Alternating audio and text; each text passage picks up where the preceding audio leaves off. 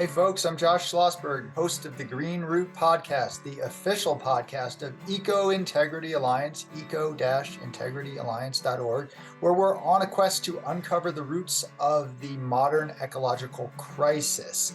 This episode we have Chad Hanson. Dr. Chad Hanson is a forest ecologist with the John Muir Project and the author of the book Smokescreen, Debunking Wildfire Myths to Save Our Forests and Our Climate. Thanks for coming on the podcast, Chad. My pleasure. Thank you.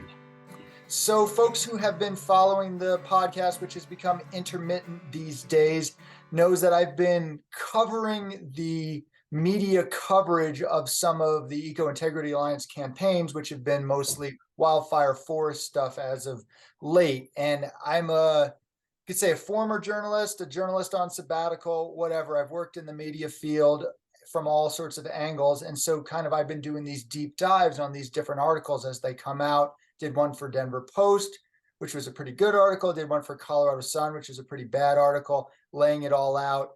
I've been trying to get this entity called High Country News. They're in the mountains of Colorado. They do stuff that seems like conservation-based information and journalism and opinion throughout the West. And I have, for almost literally a decade, been either trying to write articles for them or get them to cover something to do with forests, wildfire, biomass energy. It's been really difficult. Finally, they wrote a piece about a month ago, and well, I won't reveal anything just yet, but I was going to do one of my own podcast deep dives on it. And then Chad Hanson put out an article in Counterpunch as a response to that. And I was like, oh, well, Chad is clearly the person to do this debunking. He is far better equipped than I am. So that's why we have Chad on. So that's what we're going to talk about for this episode, is basically this article. What's mostly what's wrong with it. I think it's going to be hard to find what's right about it. So, yeah, and I want to get into you talking instead of me in a second, Chad, but I just want to lay out a little more history with High Country News. So I was working as a journalist, and not to toot my own horn, I don't care, but I did win a bunch of awards for my journalism. I was doing balanced journalism across the board. I'm going to talk to the industry. I'm going to talk to agencies, going to talk to activists. And I was trying to write an article for them on biomass, because there's a biomass facility in Colorado, and it is less than 100 miles from their High Country News office, and they log forests basically right by the office. And I kept talking to them, hey, here's a press release, or here's a summary of what I'd like to write about. Would you be into this? And they kept saying no. They kept saying no. It's like, that's weird. And finally, they said something like, listen, we're not going to just have you write an article on just this one biomass facility. It would have to be about the other biomass facilities in the area. And so I sent them a map that shows, well, this is the only one. Like, this is the one in Colorado. The closest large one was in Arizona. And I'd be happy to write about that if you want. Dead air. And I was like, this is a weird response. Then I looked at their board of directors, and at the time, I don't remember if it was 2 or 3, but I will state this as a fact. There were either 2 or 3 folks who were either in or directly affiliated with the biomass industry. So they had those folks on the board. That's when I started realizing, oh, this is there's a bit of a conflict of interest. And those folks are no longer on the board. However, just finally, after I've been sending them press releases since I've switched back to advocacy for the last, year or so, they wouldn't report on the wildfire, quote, thinning, logging going on in Colorado. Finally, they wrote an article. Now I can stop talking, because Chad, what's your take on the article? Well, it was candidly just a hit piece. I mean, it included two key things. Number one, it claimed that there is a clear, settled issue scientifically with regard to thinning a wildfire. That all the scientists agree, that essentially all of them, and then there's this one kind of pesky guy who keeps saying it's a bad idea, and they named me, and then included a whole series of personal attacks basically character assassination against me. All right, so two main problems there. First of all, they didn't mention the fact that the strong weight of scientific evidence is actually extremely critical of thinning as a wildfire management strategy for a host of reasons we can get into. The largest of which is the fact that fires are driven mostly by weather and climate factors, not by how many trees there are, how many live trees or dead trees. It's really about hot, dry, windy conditions. And the second thing is that with regard to the character assassination, they didn't even bother to reach out to me and ask me for a comment. They didn't reach out by email. They didn't reach out by phone. They've been essentially brushed me off when I followed up by email after their story ran. One of the things that was really funny is that their personal attack on me said I have conflicts of interest, and they referenced a 2019 letter to the editor by a number of Forest Service funded scientists. And their main argument was that I'm both a lawyer and a scientist, and that those two professions have different and competing ethical duties, and that I write briefs and argue cases in court and file lawsuits. And problem is, I'm not a lawyer. I've never been a lawyer. I guess they must have heard I have a law degree from 1995, but I changed career direction right after law school for a host of reasons. And I never took the bar exam. I've never been a lawyer. That didn't matter to them. Of course, this was about character assassination. The facts were not the issue. And the funny thing is that they only quoted one scientist, a Forest Service scientist named Gavin Jones, who is not an expert on thinning and wildfire behavior. He has not published research on that subject. And so the article was frankly bizarre on multiple levels. Yeah. So I try to look at things from three different perspectives with my media analysis stuff. So there's the science, and in this case, they ticked some Forest Service studies. So talk about conflict of interest, the advocacy component, that I care about. Like, obviously they did one-sided and they didn't give the other side. So that sucks for forest advocacy. But then the journalism component, and this was, I would say this is a breach of media ethics, is what they did. The idea, like, all journalists are biased, and when I worked on these things, I was very aware of my bias, which made me work even harder to be like, I'm going to portray the Forest Service, the industry, in as best a light as possible here. I'm going to give them the response to other people's criticism because I'm aware of my bias. Here's what's so funny about this particular article, other than the fact that it just talks to the Forest Service as the definitive science, which is like, come on, who really believes that? The fact that it didn't talk to you or anyone else. And then you look and see who it's written by. It's written by somebody who is a former firefighter working for the Forest Service, so paid for a staffer of the Forest Service. Like, it's so funny, the projection of conflict of interest. It's like, this article is the essence of conflict of interest. It's called "Does Thinning Work for Fire Prevention?" The rundown on what scientists find actually works to protect forests and homes. And yeah, it was, I would agree, it's a hit piece. It targeted you. If it didn't target you as an individual and just did one-sided version of the science, it would still have been a travesty. But the fact that they brought you into it and then didn't even like, hey, Dr. Hanson, we're going to be talking a bit about you. This is what's said. Do you have any response? Not even an effort, which I think, this was the final nail in the coffin as far as I'm concerned for High Country News, which has, I think it started as maybe closer to an advocacy entity, maybe, which, has its own bias or whatever. Then maybe for a while they were doing balanced journalism.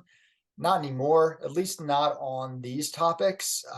And so, I contacted them, and I said to them things like,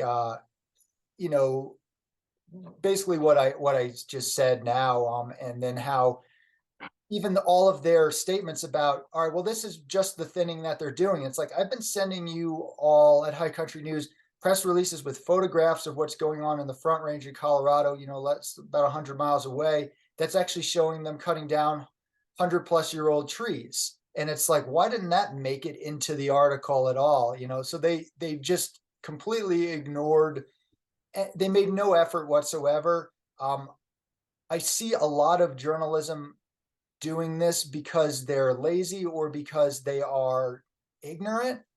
I would say in this case, this is their just official stance, and they're not even trying anymore to provide a balanced or even an effort to get the other side. Do you feel like that's an accurate characterization? That's objectively what happened here. Yeah, that's exactly what happened. Yeah, it was alarming. And I mean, we could maybe I could like go through a couple of the pieces. I mean, I definitely don't want to promote their their article and anything like that, but just going through some of the little pieces, and maybe you can comment on that. Your article itself does a great job of that. So if we really want to get into the weeds, if anyone wants to get into the details of this, check out Chad's piece on Counterpunch. It's called "High Country News Engages in Climate Change, Denialism, and Greenwashing." So maybe just before we get into a couple of the details, we're not going to beat a dead horse here, but I do want to get into some of their quotes. Why would you say they're engaging in climate change denialism? And I would say the greenwashing is pretty self-evident. Yeah, yeah. Well, thanks. That's a good question, and I would even add another term to that, which is gaslighting. I mean, they're basically gaslighting the public here. What they said very directly was that there is almost unanimity among scientists that thinning is a great idea for climate, for wildfires, and that there are these sort of there's a tiny number of people who think it's a bad idea, and they mentioned me. I'm the only one they specifically mentioned by name. By the way, they didn't even mention that I'm a scientist. They didn't mention that I'm a PhD, that I've published dozens of studies in peer-reviewed journals. I've got 2 books to my credit. None of that was mentioned. You know, if you're reading the article, you would just think that I'm just some guy who doesn't like, tree stumps or something. Here's what they left out.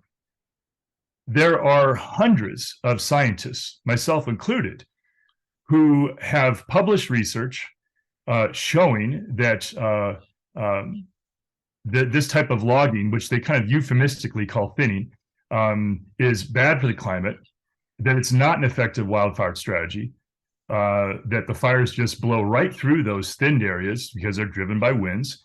In fact, they oftentimes move faster through thin forests toward towns, putting people at greater risk, that it increases carbon emissions dramatically, 3 times the carbon emissions per acre relative to wildfire alone, that it causes all kinds of damage to wildlife habitat. And hundreds of us have written letters to Congress saying, move away from these policies. They're a bad idea. And this is not some secret. These letters have been well publicized, have been covered in the press repeatedly. And High Country News had every reason to know that. Now, of course, if they had reached out to me, if they had bothered to reach out to me, it's the first thing I would have told them. And so the fact is that the strong weight of scientific opinion and scientific evidence counters what they said in the High Country News piece, and yet they lied and said that there's almost unanimity in the science in favor of thinning. The second thing they did, which I think is another example of gaslighting, is that they tried to make the argument that thinning isn't logging. Now, Right. if you search hard enough on the Forest Service's websites for different national forests, if you really search hard enough, you can find a thinning project that's not a logging project. Okay, that happens, but you have to work really hard to find it because it's very much the exception. I would say at most 1 out of 20. The vast majority of these so-called thinning projects are commercial logging projects. They kill and remove upwards of 70% of the trees in a given stand, oftentimes 90% of the trees in a given stand, including mature trees, including old growth trees. And and what happens there is not only is that reducing forest carbon storage, and most of the carbon in the trees they remove goes into the atmosphere, but it changes the microclimate of the forest. You reduce the cooling shade of the forest canopy. You create hotter, drier conditions. You reduce the windbreak effect of the forest, which allows the winds to sweep the flames faster through the forest toward towns. It's the entire notion that this is an effective wildfire strategy is contradicted by the overwhelming body of scientific evidence, and also just numerous examples of towns burning down after fires swept through huge thinned areas, if anything, move faster through those areas before burning down homes. For sure. Yeah, and any excuse they would have of like, hey, we didn't know about this other stuff. I know personally, I have been hammering probably at least 6 to 8 of the folks who work there, including the editors, for close to a decade with all this information. So there's no way that they aren't aware of that. So the idea of, hey, we didn't know, which even if that was the case, they should follow up with a correction or another article. But yeah, they had no interest in that. Um, and they're doing it on purpose. I mean, they're, at the very least, it's like even terrible journalism would be like, a sentence at the end. Yeah, a few, here's what a few people say, but whatever. And they don't even do that. They're just like, here is what was said by the bad guys, and we're going to put a bunch of propaganda to kind of tear that apart. So maybe just really quickly, because I know you did get into some of these things, but just they have about 4 boldface phrases that maybe you can just kind of eviscerate real quick Sure. as we go through. So, I mean, yeah, you do have to have a bit of knowledge to be able to see a lot of the really surreptitious ways in which they just kind of lay out false statements as true, and won't get into all those details. But so their first boldface, thinning is not logging. You just kind of covered that, but they're saying it's more like woody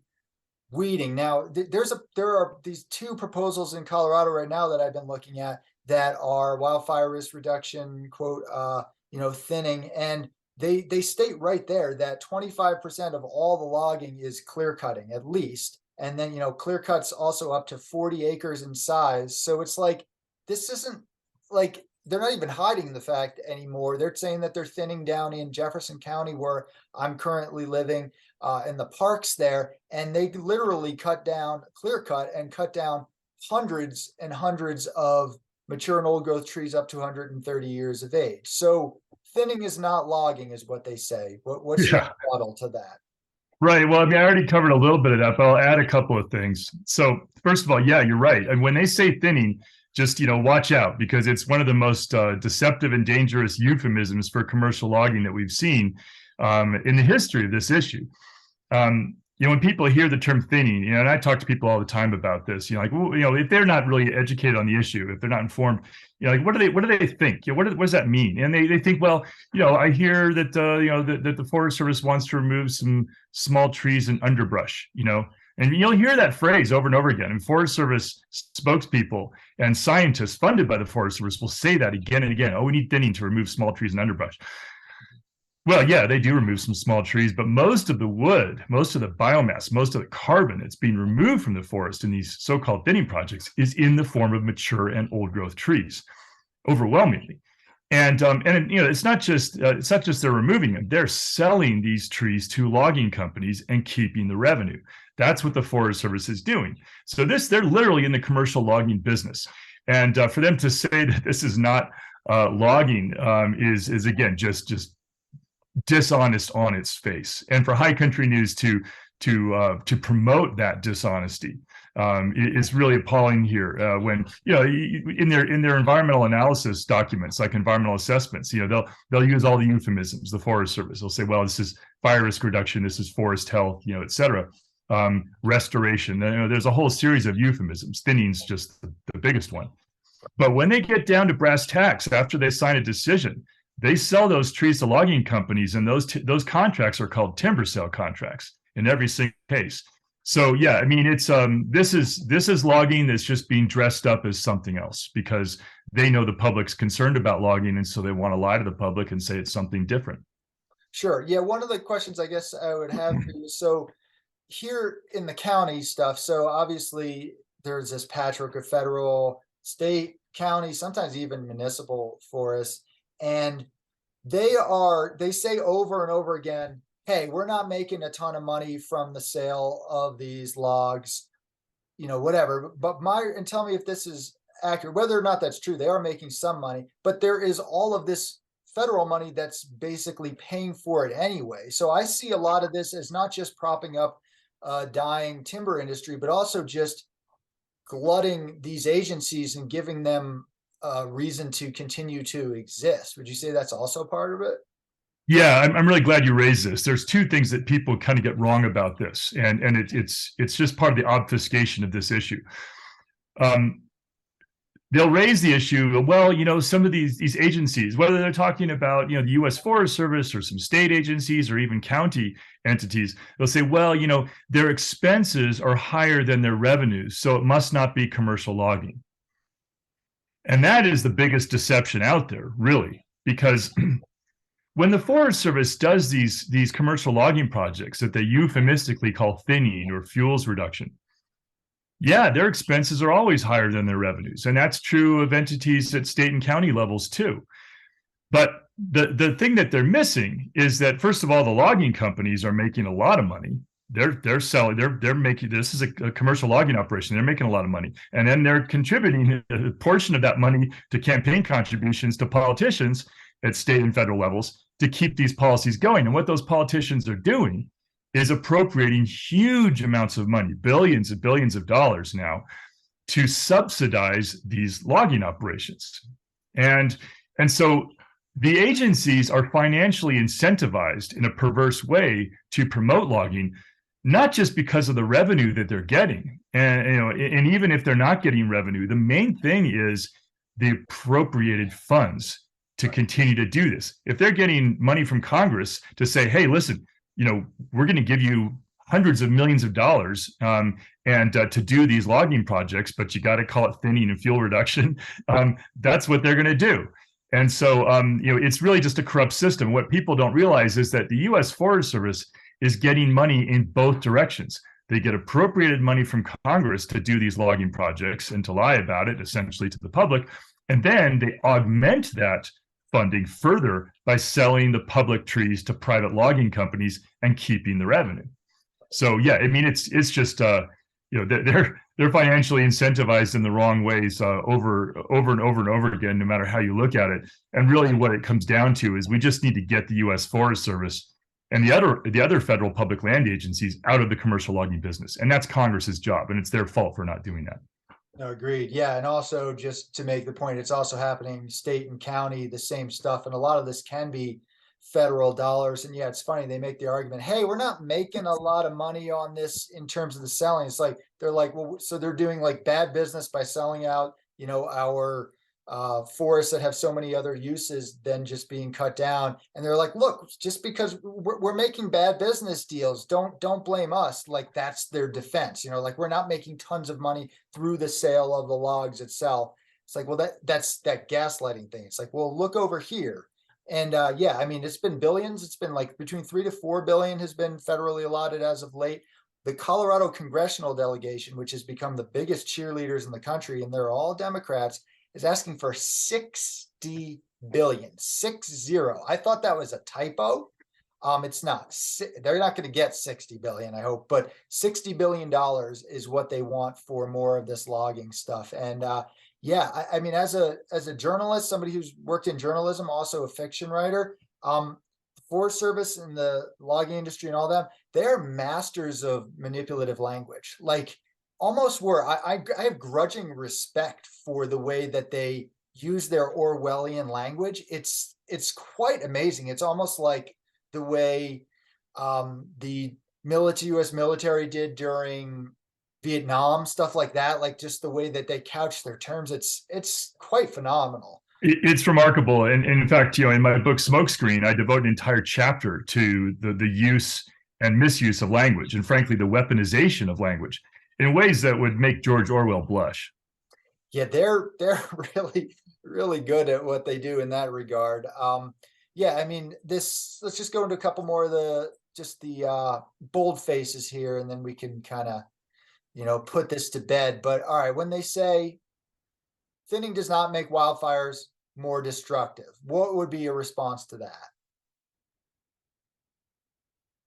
Well, there is a large and growing body of science, including science from Forest Service funded scientists, that says that fires are driven mostly by weather and climate factors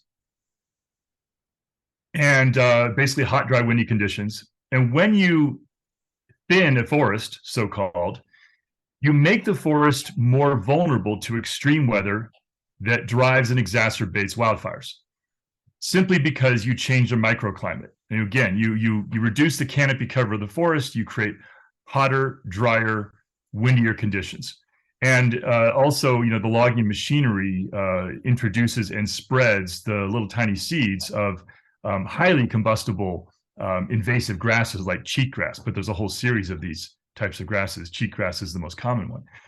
And so for a whole range of reasons, thinning does not stop fires, but it does tend to make them move faster. And not only that, but it kills more trees than it prevents from being killed.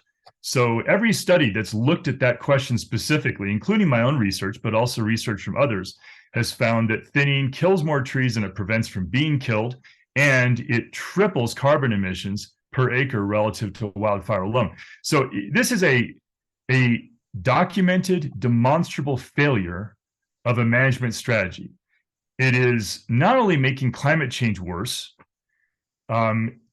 it is also putting communities at much greater risk, because the fires are burning through these thinned areas faster, reaching the towns more quickly, which gives people less time to evacuate safely.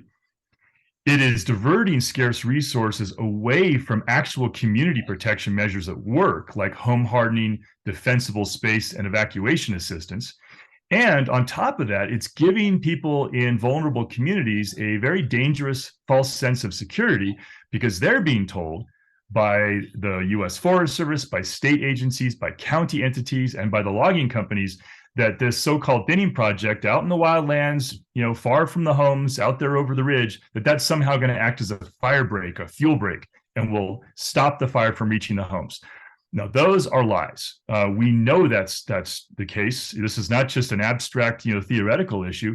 It's been documented not just in the science, but also in case study after case example over and over again. We saw it in 2018 in the northern Sierra Nevada with a campfire in the town of Paradise that blew through thousands of acres that had been so-called thinned and fuel reduction logging, where they told the town specifically it would save them from fire.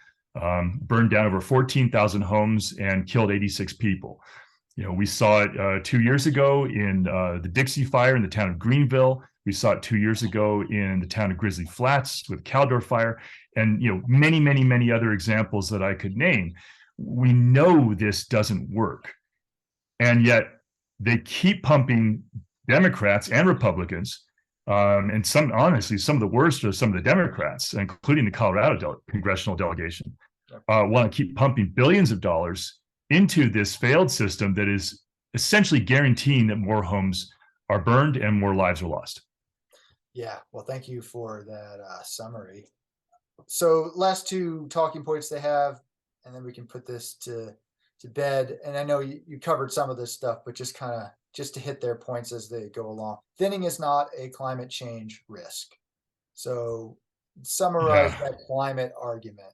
So that's the one that really bothered me the most. The personal attacks and the character assassination, that was just so unethical. But I've got thick skin, but the one that really bothered me the most was that greenwashing, that climate denialism, trying to tell their readers that thinning isn't a climate change problem. And again, this is why in my response in Counterpunch, I quote extensively from 2 different letters to Congress from hundreds of scientists, including, the top forest and fire ecologists, top climate scientists in the country, telling Congress that thinning dramatically increases carbon emissions relative to fire alone, that it doesn't stop fires, that it can often make them burn more severely. And also telling Congress that logging in general, including what's euphemistically called thinning, is actually comparable now in this country to the burning of coal in terms of the annual carbon emissions. So this is a really, really big deal. And for them, given all that information and given the hundreds of scientists that have in very public ways made those points, and High Country News had every reason to know that, for them to say that was, again, in my view, just greenwashing and climate denialism. Yeah, I think that's a really accurate way of framing it. So their last point here, and this one might be a little more complex for sure, but I think it's worth just getting into real quick if you're willing. Thinning should Sure. be followed by prescribed fire. Notice that, so they're right away they're lumping thinning and prescribed fire rather than, so Yeah. that's a sleight of hand right there. But what's your take on all that, and how it might tie into indigenous fire practices over the decades Right. and centuries? Right. So this is one of the other big deceptions. Um, Fire influences fire. That is very, very well documented in the scientific literature. And I have stated in literally hundreds of places over the years the need for more fire in our forests, because most of our forests have less fire than we did historically. I have promoted what we call wildland fire use is the number one thing, especially in more remote forests, which is basically letting more lightning strikes burn without trying to suppress them. I have supported prescribed fire in certain circumstances and places. Um, and I've supported removing administrative and regulatory barriers that exist currently so we can allow and facilitate more Native American cultural burning. All three of those things we need more of. What is dishonest about what High Country News did here is basically the implication that you need to thin the forest before you do some type of burning. That is deeply dishonest. There's literally half a century of scientific research proving that if you want to introduce fire in any given area, whether it's wildland fire use, also called managed wildfire, or prescribed fire, you don't have to remove a single seedling or shrub. You just do it during mild fire weather if your goal is to get a low intensity fire. Now, whether or not that's an appropriate goal ecologically is another question, because these ecosystems actually need mixed intensity fire to have the full range of biodiversity. Some species like the areas with surface fire and live trees, and some species like it hot, like blackback woodpeckers and others. They need those patches of fire-killed trees. Actually incredibly biodiverse. We call it snag forest habitat.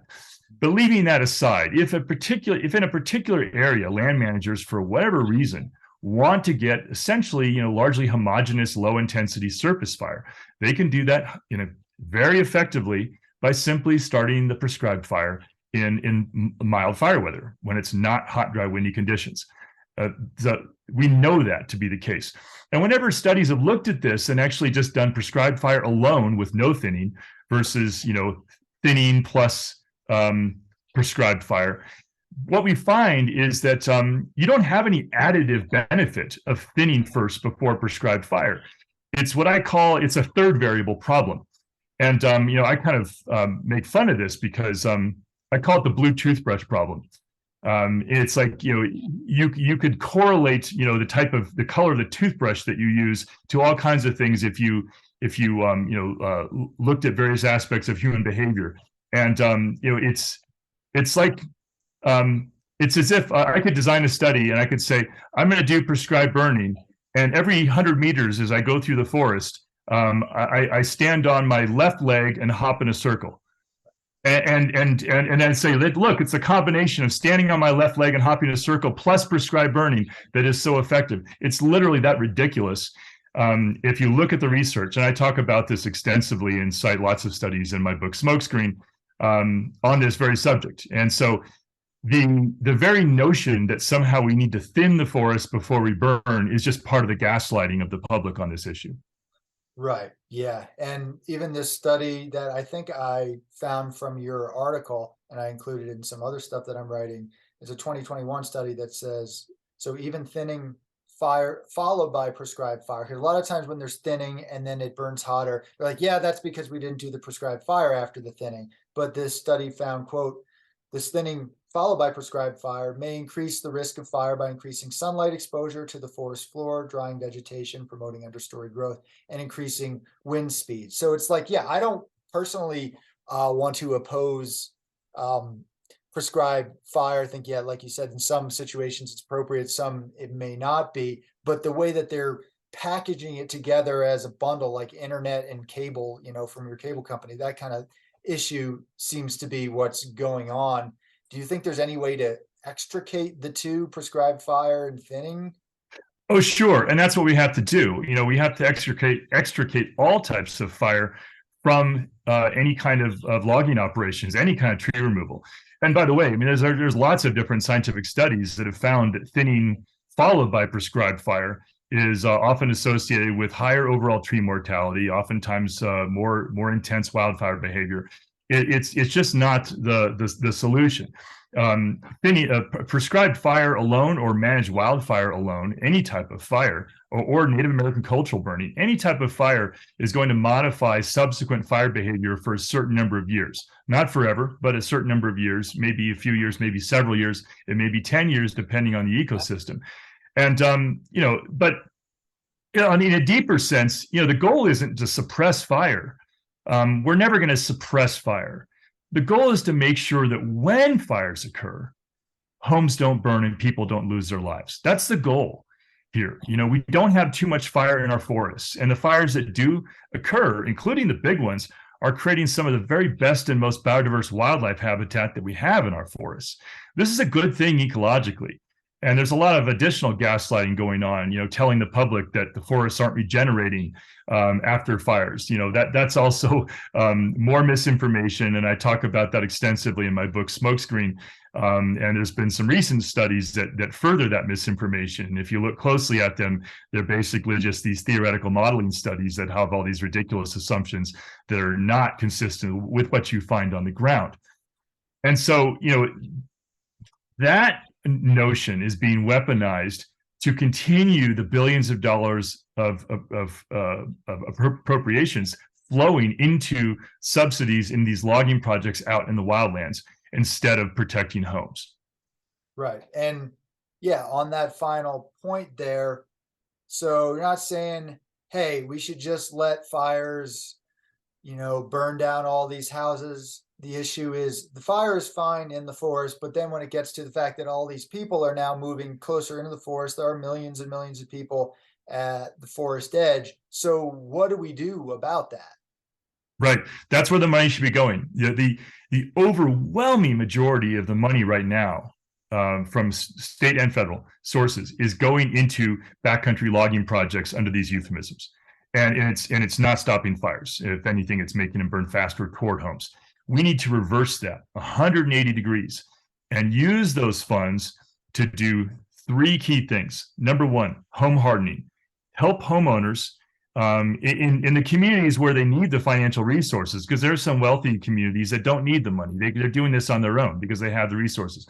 Help the communities that need the help and the resources to make their homes fireproof.